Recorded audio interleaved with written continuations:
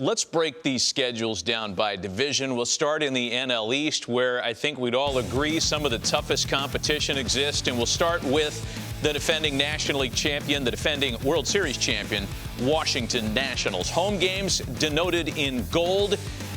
We kind of broke this down in order here, so we'll sit on it for a moment. One thing pops out for me here, Tom.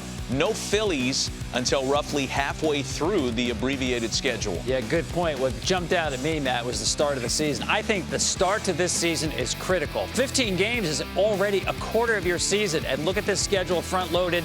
Toronto, the Marlins, the Orioles, 10 of their first 15 against those three teams. That slow start they had in 19, I don't see it happening in 20. And that's what I was talking about. You're playing in the East against teams in the East. But the one thing I thought was interesting was the 4-game sets. We haven't seen that much over the years. Yeah. There's quite a few of them on the schedules now. A lot of 4s, a lot of 2s. How about the Braves for the upcoming season? Note the finish, 7 of the last 13 against the Marlins and Orioles. I know this, Matt. They are going to see great pitching right out of the gate. And pitchers may be ahead of the hitters. We don't know. But they're going to, in the first 10 games, they're going to see Jacob deGrom twice, Marcus Stroman, Rick Porcello, Charlie Morton, Blake Snell. Good luck. Go get them, guys. Wow, that's rough. That's rough. If the Braves have a relatively easy, soft landing at the end of the schedule, the opposite is true for the Mets. Take a look at the gauntlet they have to run at the end of the season. Again, starting pitching, the Braves, the Rays, and the Nationals, that's the last 10 for the New York Mets. If they're in a situation where they need to catch somebody in the last week and a half, that's going to be a rough assignment. Well, and the uniqueness of the end of the season. Tom, you talked about this the other day, and it jumped out like a sore thumb to me. Every pitcher is going to be full strength. You know, we're used to seeing Clayton Kershaw coming down the ramp. Does he have anything left? Can he get through this? Those guys are going to be, what, maybe 12 starts in, if that, by the end of the year? They're going to be mid-season form down the stretch. Tom talked about, or Harold talked about, Tom, the 2 and the 4-game series coming back with this schedule. And for the Phillies, a pair of 2-game series with Boston.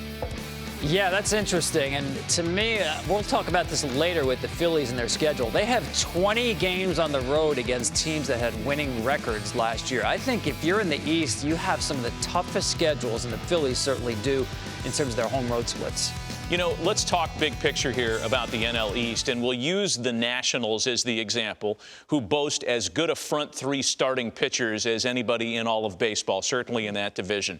Whoever goes on opening day for the Nats, whether it's Steven Strasburg or Max Scherzer, who we would guess, will pitch 4 of the team's first 13 games because of off days. You talk about an opportunity to get it right from scratch. Yeah, and I've been surprised at how good these starting pitchers look so early with these camps. They've clearly been throwing off a mound. So I originally thought early in the season you might see 5-inning starts from people like Scherzer and Strasburg.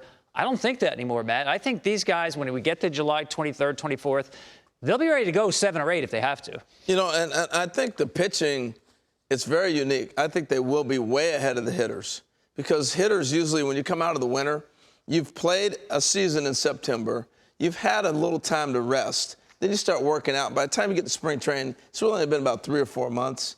Now, they're 6 months from their last ABs in a game. And that's a little difficult. You can take all the BP you want, but that's a big stretch to sit there and say, oh, I got Max Scherzer, no problem. Let's go. He's going to have a huge advantage, the top pitcher. And that wear and tear from last postseason on the Nationals starters doesn't matter now, right? What World Series hangover?